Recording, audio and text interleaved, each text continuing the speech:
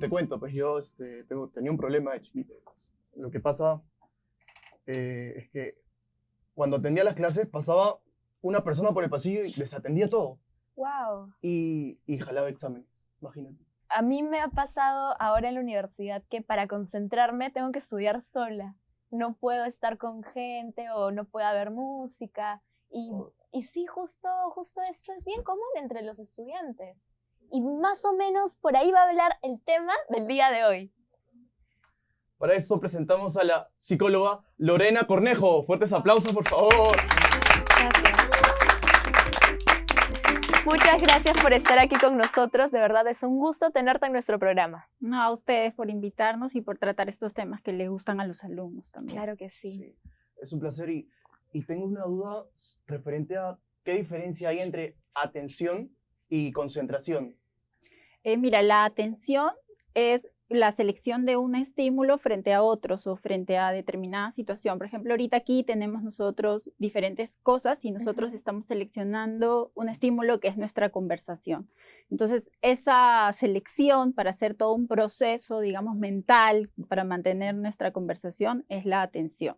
Y la concentración más bien es justamente esta atención sostenida que vamos teniendo o este momento de toda esta atención, ¿no? Viene a ser ya nuestra concentración. Claro, y supongo que también la preocupación puede afectar en lo que nos dices, que puede distraer un poco, que quizás es muy difícil para los jóvenes, como mantener su concentración intacta a la hora de estudiar.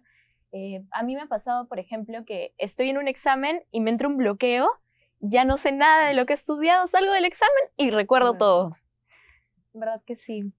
Hay varios procesos dentro de los niveles de atención, pero también están varios elementos que tienen que ver con el ser humano en general, ¿no? O sea, el ser humano es un ser biopsicosocial, que quiere decir que tiene toda una parte, una estructura biológica que te predispone hacia determinadas cosas, hacia determinadas formas de aprender, pero también está esta parte psicológica, que tienes que estar bien, es decir, si tienes problemas, que tienes diferentes formas de aprender, así como si todos nos alimentamos de la misma forma, no todos vamos a subir de peso de la misma forma, claro, o vamos a bajar de la misma forma. Por eso las dietas, por ejemplo, no son iguales para todas las personas, no podemos compartirlas. Pero también ocurre que en nuestras estrategias de aprendizaje y nuestras estrategias de atención y concentración tampoco son las mismas para todos, porque todos tenemos diferentes predisposiciones biológicas y psicológicas para aprender. Entonces, lo importante es que cada uno de nosotros empiece a conocer y a reconocer sus procesos. Nosotros los psicólogos le llamamos metacognitivos, es decir, que sepas cómo vas a aprender y que reconozcas estas estrategias también de aprendizaje, que de repente nunca te las han enseñado ni en el colegio ni en la universidad, sino es como dan un proceso y todos tenemos que aprender por igual, pero en realidad no es que funcione así la mente humana, ¿no? Claro, y muchas veces te frustras y a veces eso influye en tu vida, ¿no? Sí. Por ejemplo, me ha pasado que estoy en un examen estudiando toda una madrugada, llego al examen y me bloqueo. Y a veces salgo frustrado y con ira, y a veces relacionarte afuera es un poco complejo porque estás cruzado emocionalmente, ¿no? Entonces, ¿cómo podría influir este problema de concentración en los jóvenes, en la vida de los estudiantes?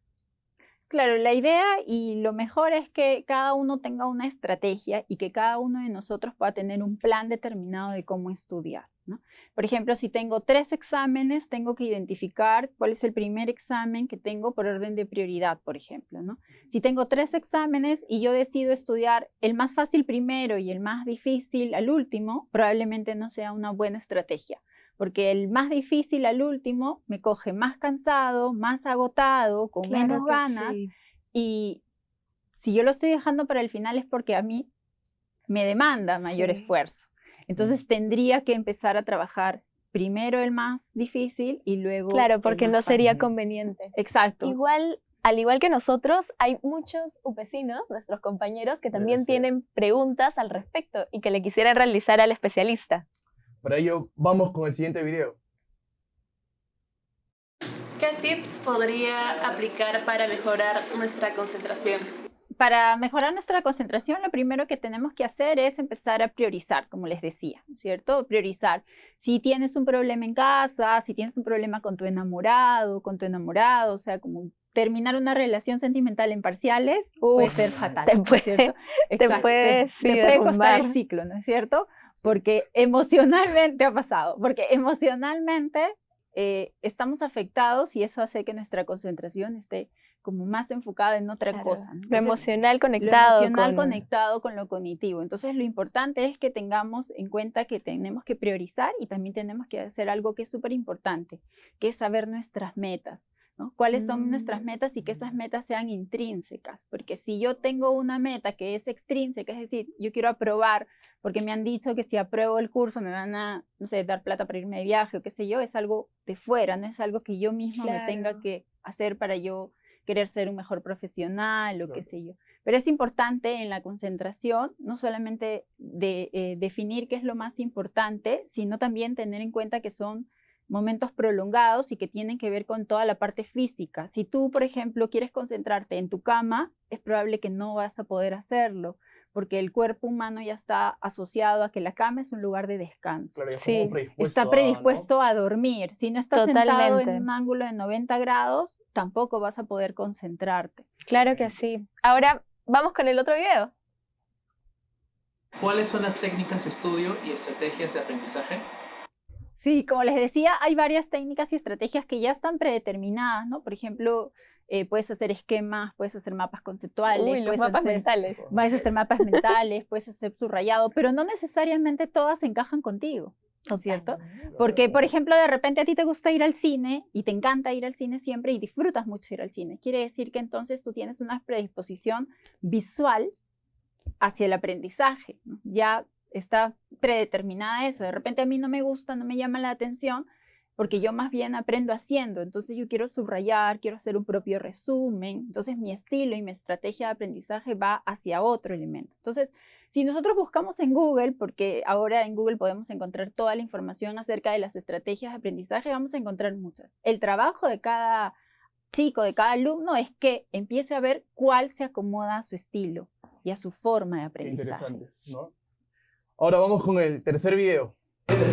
¿Qué debo hacer si no puedo concentrarme durante un examen importante? Si ya estoy en el examen, ¿no es cierto? Te agarra.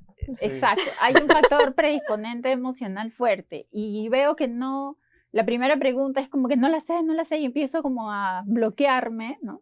Entonces lo importante es que ahí empieces a pasar por la siguiente pregunta, ¿sí? Empieces a pasar a la siguiente pregunta para que luego venga como este flow o este fluir de que ¡pum!, lo recuerdas, ¿no? A veces te pasa que quieres recordar hasta el nombre de una persona y por más que intentas, nada, pero dices ya, después te lo digo, empiezas a conversar y viene a tu mente, ¿no es cierto? Claro. Entonces eso es lo mismo que hay que hacer en el examen, ¿no? Esperar, dejarla y luego dejarla fluir. Pero también es importante que nos demos cuenta que si es que vamos a estudiar para memorizar, eso nos va a pasar siempre.